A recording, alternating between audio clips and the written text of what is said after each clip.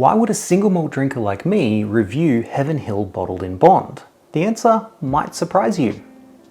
No, I can't do that clickbait bullshit. It's just because a lot of scotches are aged in Heaven Hill barrels. There's no, you can watch the review if you want, there's no big secret to reveal at the end though. It's just, yeah, that felt wrong.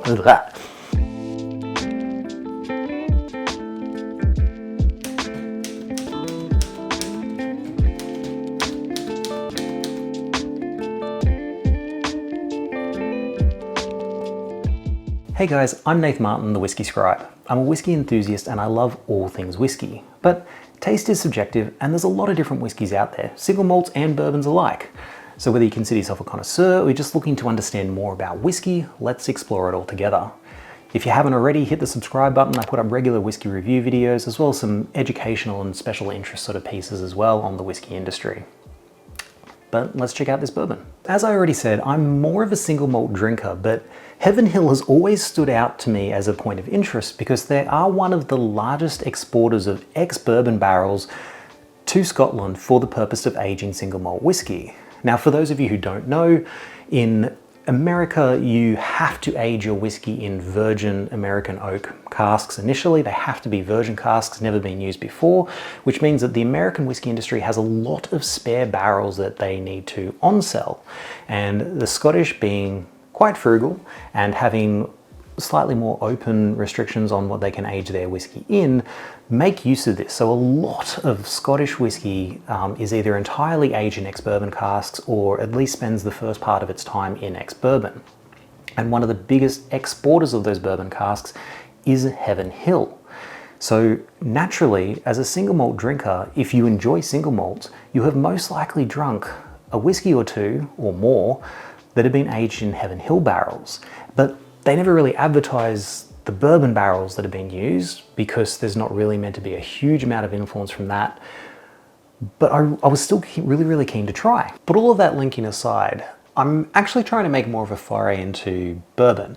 And for many years in Australia, there weren't a great range of bourbons available here. It was pretty much Jim Beam or Jack Daniels. And for the most part, because I didn't have much of exposure to it, the only flavors I was getting from bourbon were vanilla, caramel, and a little bit of cinnamon. That was it. And to me, all bourbons kind of tasted the same. But I've noticed recently, since I tried a bottle of Russell's Reserve 10-year-old, and that really opened up. I picked up a lot more flavors in that. And since tasting that one, I'm finding now when I taste some of the better bourbons, there's a lot more flavors that I'm getting there. So I'm making more of an effort to explore them again because I seem to actually finally have developed the palate for it. Now, for those of you in America, you're probably already pretty familiar with Heaven Hill bottled in bond, but in Australia, it's kind of hard to come by. Heaven Hill is available in Australia now, but a little while ago, and I'm kind of working through a little bit of a backlog here with my whiskey, I had the opportunity to do a little bit of a whiskey exchange with somebody in the UK, and in his collection he had Heaven Hill bottled in bond, and because at that point it wasn't available here in Australia, I was really keen to try it out. So I did that exchange, and so that's how I managed to get this little sample from somebody else. So this has made its way from America to the UK and then back down to Australia. And I'm finally getting a chance to try this. So thank you, Uncle Broderick, for sending this over, and I'm finally getting to it. It's got a lot of great reviews. It's won plenty of awards. I've just never had a chance to try it. So bottled in bond is aged 7 years at 100 proof, so that's 50% ABV, and it has a mash bill of 78% corn, 12% malted barley, and 10% rye. Now, I do usually prefer my bourbons to have a little bit more of a rye content, but we'll see how this one goes.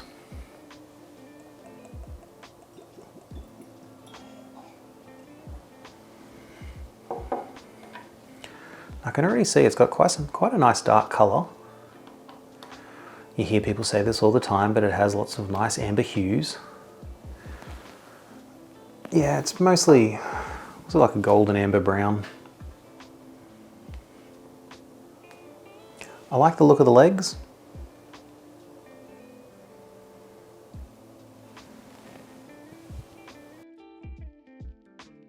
I'm not gonna lie.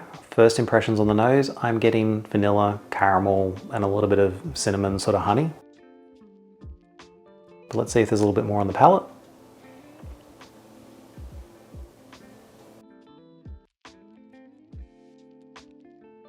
Okay, so for me, coming from a single malt perspective, it definitely doesn't have as wide array of flavors as the single malt does, but in comparison to other bourbons that I've tried, quite often other bourbons that I've had have got just like this general mellow sort of sweetness. This has got like a little bit of a spiciness that seems to be coming from that rye, and you can actually taste a little bit of the char from the casks as well. So that does add like a little bit of a, almost like a little bit of like a savory sort of smoky sort of note to it. Yeah, I think that, I've said this before, single malt drinkers, when they try a bourbon, they usually do lean more towards ones that have got like a little bit of a rye content, because it does add a little bit of spiciness that adds an extra depth. For me, if that spiciness coming from the rye wasn't there, I would say that this is not bad, but just lacking in some like the wider profile that I generally like from a single malt. It's still quite enjoyable. The only other Heaven Hill I had was, I was quite fortunate to have tried it when I was at a whiskey expo recently, and Carmen Hartwich, only female in the world to own the title of Master of Bourbon, she'd brought back a bottle of, I'm pretty sure it was Heaven Hill, it was cask strength, and it was a rye whiskey, and it was absolutely beautiful. But that's the only other Heaven Hill I've ever had a chance to try. I do like this. I probably wouldn't go and buy a bottle of it based on Australia's prices though. Now, if you're in America, the average pricing of this, as far as I can tell, sort of around about $50 US, give or take 10 bucks, depending on which state you're in. If you want to buy Heaven Hill bottled in bond in Australia, you're looking at $180 to $220 Australian. Now, even with currency exchange and everything, that $50 in the US should only be about $70 or $80 here. So this is nice, but what I'm comparing it to is the $180 to $220 price tag. Would you, as an American, pay $200 for Heaven Hill bottled in bond? I mean, it's nice, but I'm gonna say it's probably not a $200 whiskey. I mean, it's nice, I'm still drinking it, but yeah, I wouldn't pay $200 for it. But I'm definitely glad I tried it. But I'm also, I don't think I really expected to, but I'm not picking up any flavor notes from here that you're getting in a single malt that's been aged in bourbon casks, other than just that general little bit of vanilla and stuff. And that's mostly coming from the wood anyway. Yeah. I mean, yeah, I don't know if I expected this to be a little bit more impactful, but I'm glad I tried it. I'm glad I finally did that. Again, definitely better than some of the other bourbons I've had, but probably not my go-to. I did prefer the Russell's Reserve 10. But look, in spite of my impression of that, I do have some other bourbons that I want to try. I'm going to be doing a couple more reviews on bourbons. I do have some kind of slightly more higher tier bourbons. I've also lost one of my backlights, I've just realized, but you know, it's clearly I've been filming a few too many videos in a row. But yeah, I do have a few more bourbons that I'm looking to try, but I'm also looking for recommendations. Keep in mind, not all American bourbons are available here in Australia. So, you know, is there something that's, you know, perhaps not even available in the US? From what I understand, I think that Blanton's Green Label is not available in the US. It's an export market whiskey only. And I can pick that up from my local bottle shop. So if that's something you want to see an Australian single malt drinker have a try of, well, I mean, you know, let me know. I'm going to do it. But yeah. But if there's any other American whiskies that are available here in Australia aren't exorbitantly overpriced that you want to see me try, let me know in the comments. But otherwise, enjoy what's in your glass, no matter where it's from, and slange.